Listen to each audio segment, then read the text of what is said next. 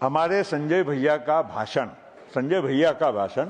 नरोबा कुंजोरबा था। कभी नहीं तो बिल्कुल टक टक टक टक टक बोलते। आज क्या बोलूं क्या नहीं बोलूं उनको समझ में नहीं आ रहा था। दरम्यान प्रफुल्ल पटेल यांच्यावर खासदार संजय राऊत यांची गाडी चांगलीच सटकली। राऊतांनी प्रफुल्ल पटेल यांना दलाल म्हटलं, माझ्या नादाला लागू नको, नागडा करेन अशी धमकी देखील राऊतांनी दिली। राऊतांनी केलेल्या टीकेवर प्रफुल्ल पटेलांनी देखील ट्विट करत प्रतिक्रिया दिली। ते म्हणाले, माझ्या चारित्र्यावर आणि इतिहासावर बोलण्याअगोदर आपण पवार साहेबांकडून माहिती घेतली असती तर बरं झालं असतं। यानंतर अजित पवार गटाचे नेते मात्र राऊतांवर बोलण्यासाठी चांगलेच एकवटले होते। अजित पवार गटाचे नेते सूरज चव्हाण यांनी राऊतांवर वार केला। ते म्हणाले, अधिकृत दलाल, महाविकास आघाडी या 3 पक्षामधला लोमत्या याच्यापेक्षा राजकारणात अभिजित बिचकुले हा दर्जेदाराने विश्वासार्ह माणूस वाटतो। राजकारणात पत्रकारितेपेक्षा दलालीवर ओळख निर्माण करणाऱ्या संजय राऊतांनी दुसऱ्याला दलालीचं प्रमाणपत्र वाटण्यापेक्षा स्वतःला आरशात पाहून बोलावं। तसेच अजित पवार गटाचे प्रवक्ते आनंद परांजपे यांनी देखील राऊतांचा चांगलाच समाचार घेतला। ते म्हणाले, भांडूपचा भोंगा आज दिल्लीवरनं पुन्हा एकदा कर्कश आवाजामध्ये वाजला। राष्ट्रवादी काँग्रेस पक्षाचे राष्ट्रीय कार्याध्यक्ष, राज्यसभेतील आमचे नेते खासदार प्रफुल्लभाई पटेल यांनी काल वक्फ बोर्डाच्या विधायकावर भाषण करताना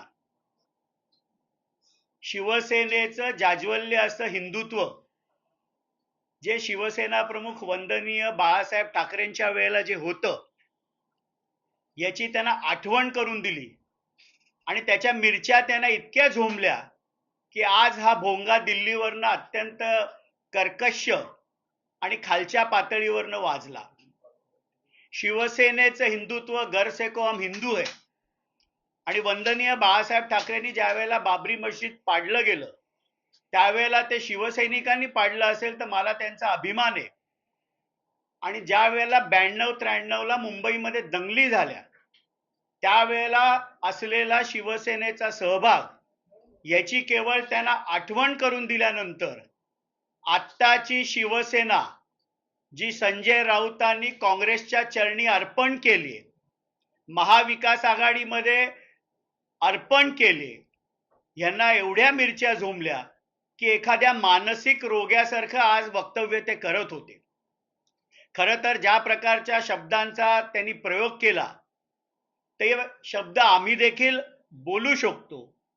मग संजय राऊतांना काँग्रेसचं सर्टिफाईड डॅश डॅश डॅश किंवा सिल्वर ओकचा सर्टिफाईड डॅश डॅश डॅश हे आम्ही देखील बोलू शकतो, पण आमच्यावर ते संस्कार नाहीत।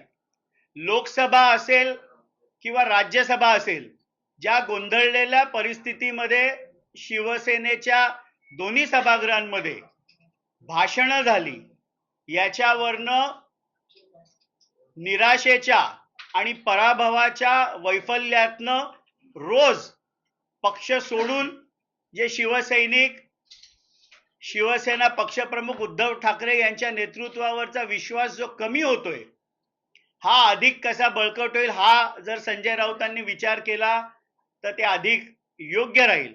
पण संजय राऊतांना एवढीच विनंती आहे की पत्रावाला चाळीची आज आता लॉटरी निघते आणि ज्या आरोपामध्ये ईडी मध्ये 8-9 महिने जेलस्वारी ज्यांची झाली यांनी बोलताना ताळतम्य बाळगावं।